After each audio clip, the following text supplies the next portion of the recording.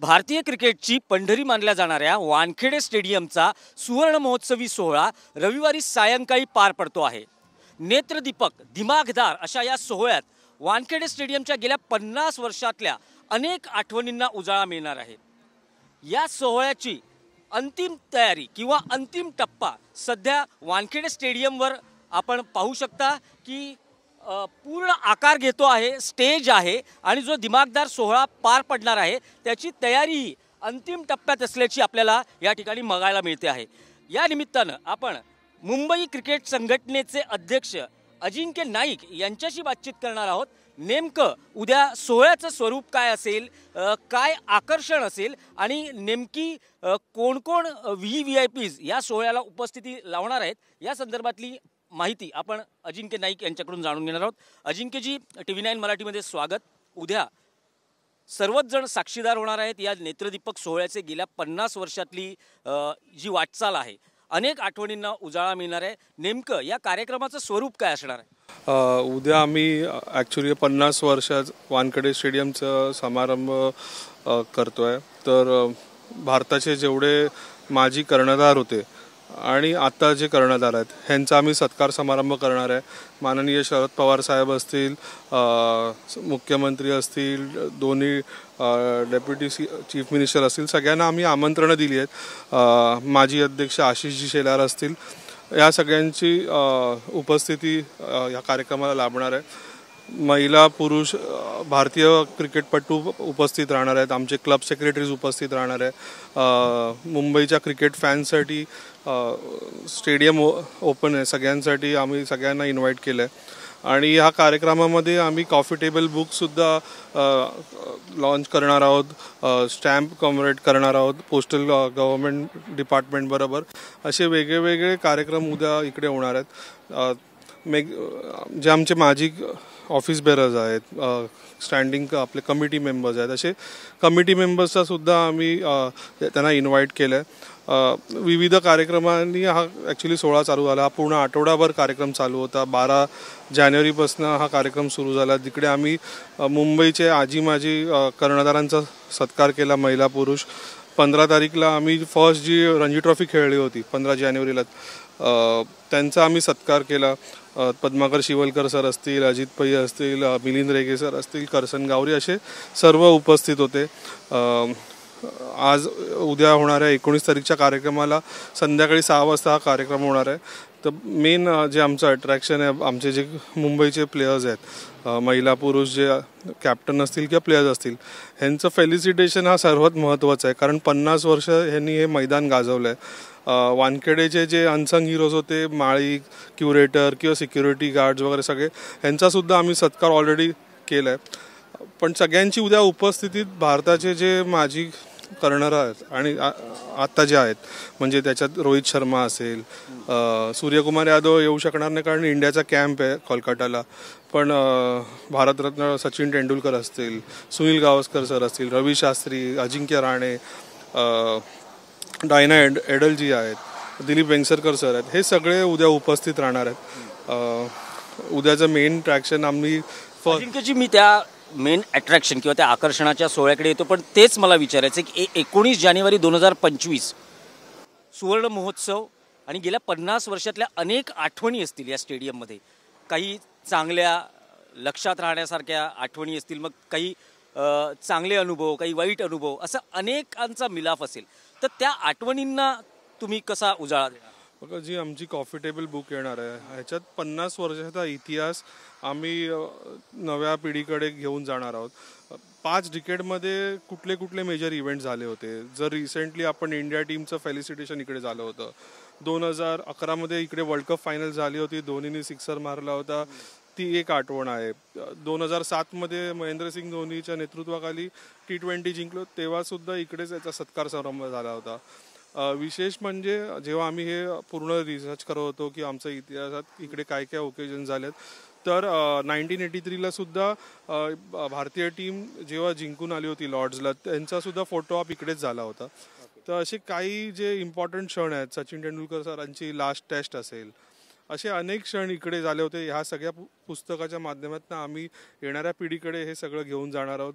ह्याचा इतिहास काय आहे, कारण कुठेतरी पास्ट आणि प्रेझेंटमध्ये एक ब्रिज असला पाहिजे आणि हा ब्रिज पुढे फ्युचरमध्ये आम्हाला गेम अपग्रेड करायला, क्रिकेटच्या जे तरुण पिढी आहे त्यांना ही सगळी माहिती असली पाहिजे. ह्याच्यासाठी आमचं खास म्हणजे उद्दिष्ट होतं की हा कार्यक्रम झाला पाहिजे आणि हे कॉफी टेबल बुक जो इतिहास पुढे घेऊन जाऊ शकतो त्याच्यासाठी.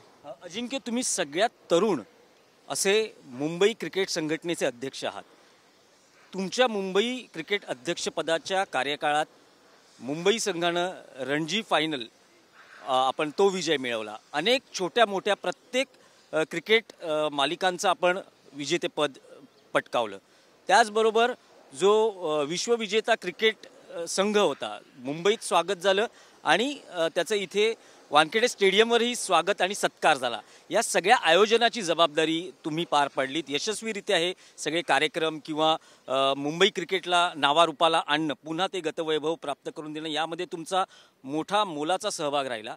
आता हा जो सोहळा आहे, 50वा वर्धापन दिन किंवा सुवर्ण महोत्सवी कार्यक्रम, तर तुमच्यासाठी किती आव्हानात्मक हे टास्क होतं आणि ते तुम्ही कसं पार पाडण्याच्या दृष्टीने प्रयत्न करता?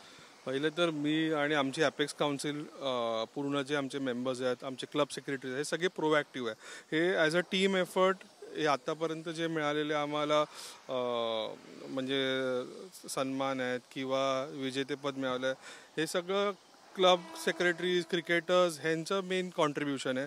आम्ही एक माध्यम आहोत की ह्या गोष्टी प्रोसेस कशी फॉलो केली पाहिजे, कसं इम्प्लिमेंट गोष्टी केल्या पाहिजे. तर हे ॲक्च्युली आमच्या पूर्ण मुंबई क्रिकेट असोसिएशनमधल्या क्लब सेक्रेटरीचं खास करून अभिनंदन केलं पाहिजे, कारण ह्या सगळ्या गोष्टी होताना त्यांची कुठेतरी पाठबळ असल्यामुळेच हे पॉसिबल झालं. दुसरं सांगायचं झालं तर हा कार्यक्रम 5 डिकेड 50 वर्षाचा कार्यक्रम आहे. 50 वर्ष या वानखेडे स्टेडियमनी काय बघितलं.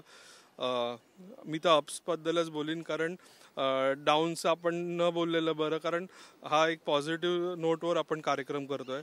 तर ते 5 डिकेड 50 वर्ष तुम्हाला जर एका दिवसात करायचे असतील, त्याच्यासाठी आमची जी मेहनत आहे ही 6-8 महिने पण आम्हाला कमी पडली.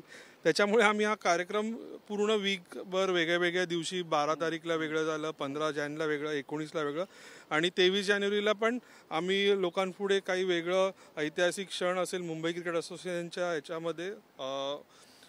तर हे सोपं नव्हतं, पण आम्ही प्रयत्न केले की मॅक्झिमम आम्ही कसं सगळ्या गोष्टी कव्हर करू, कसं आमचा इतिहास लोकांपुढे घेऊ जाऊ शकतो. कारण बघा, आम्ही काय सगळं 100% परफेक्ट करू नाही शकत, काही चुका होत असतात. पण चुकांमधनं पण जर तुमच्यासारखी लोक किंवा आमचे क्लब जो मेंबर्स आहेत यांनी कुठे चुका दाखवल्या, त्याच्यावर ओव्हरकम करून आम्ही त्याला कसं पॉझिटिव्हली आम्ही चांगल्या गोष्टी करू शकतो ह्याच्यासाठी प्रयत्न राहू.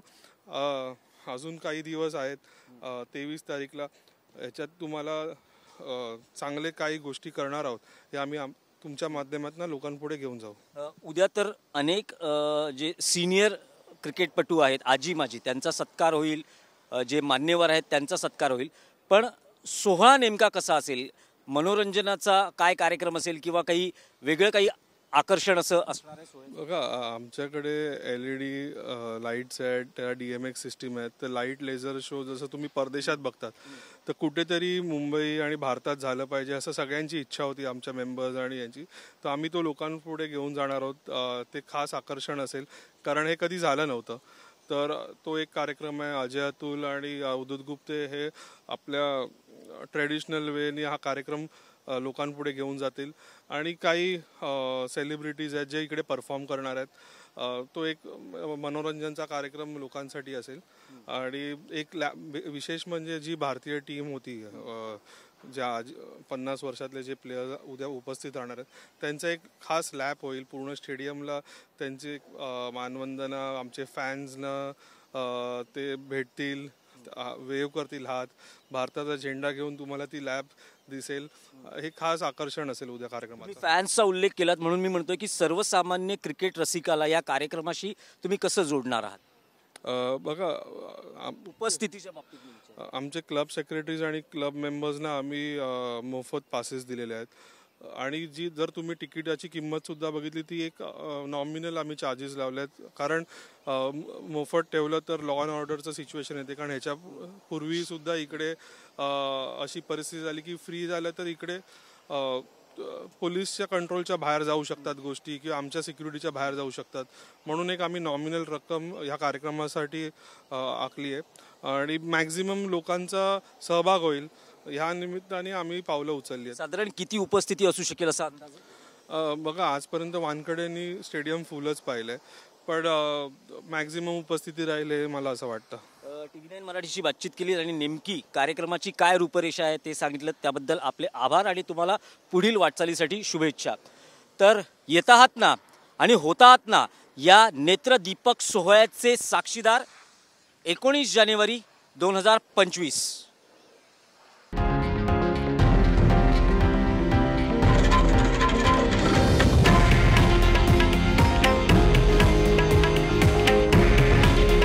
हे आहे देशातील नंबर 1 न्यूज नेटवर्क आणि आपण पाहत आहात TV9 मराठी. काळजी तुमची, हित महाराष्ट्राचं.